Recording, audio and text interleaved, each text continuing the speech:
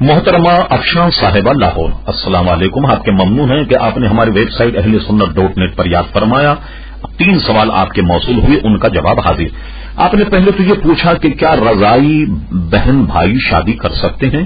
ہرگز نہیں کر سکتے. قرآن مجید فرقان حمید نے جو ایک ماں کا دودھ پی لیں، یعنی جیسے اگر آپ ہیں اور آپ کی والدہ ماجدہ کا دودھ اگر کوئی اور بچہ پی لے تو آپ میں اور ان میں نکاح نہیں ہو سکتا.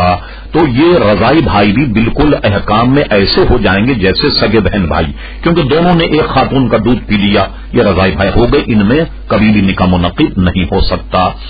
اچھا، یہ بات. اور دوسرا سوال آپ نے پوچھا کہ اعتکاف کے دوران اگر کسی خاتون کے مخصوص ایام شروع ہو جائیں تو کیا قرآن شریف کو ہاتھ لگائے بغیر صرف تلاوت کر سکتے ہیں؟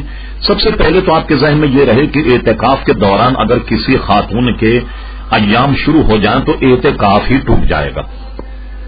اس خاتون کو اعتکاف کرنا ہی نہیں چاہیے تھا، اس لیے کہ ہر خاتون کو یہ معلوم ہوتا ہے کہ اس کے ایام کب شروع ہونے والے. اگر اسے معلوم تھا کہ اس کے ایام شروع ہونے والے تو اسے اعتکاف کی نیت ہی نہیں کرنی چاہیے تھی.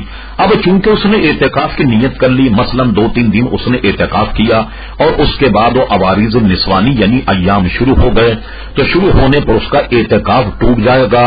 اب اس کے لیے شرع حکم یہ ہے کہ وہ رمضان ختم ہونے کے بعد جتنے دن کا اعتکاف ٹوٹا ہے اتنے دن روزہ رکھے اور روزہ رکھنے کے بعد اپنے اعتکاف کی وہ قضا کرے گی. ایک مسئلہ تو یہ ہو گیا. پھر آپ نے یہ پوچھا کہ کیا ایسی حالت میں حائضہ عورت قرآن مجید کو چھو سکتی ہے؟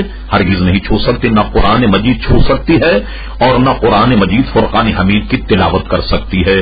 یعنی دیکھ کر کے بغیر چھوئے دیکھ کر بھی قرآن مجید فرقان حمید ناپاک عورت کو تلاوت کرنا جائز نہیں. ٹھیک.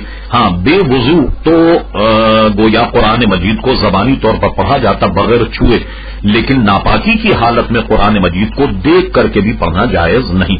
تیسرا سوال آپ نے یہ کیا کوئی خاتون چہرے کے بال دھاگے سے صاف کر سکتی ہے؟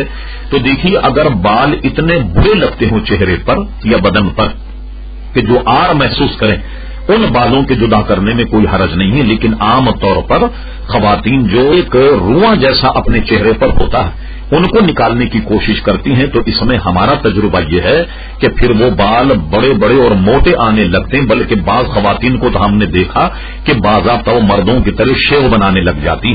لہذا اس سے بچا.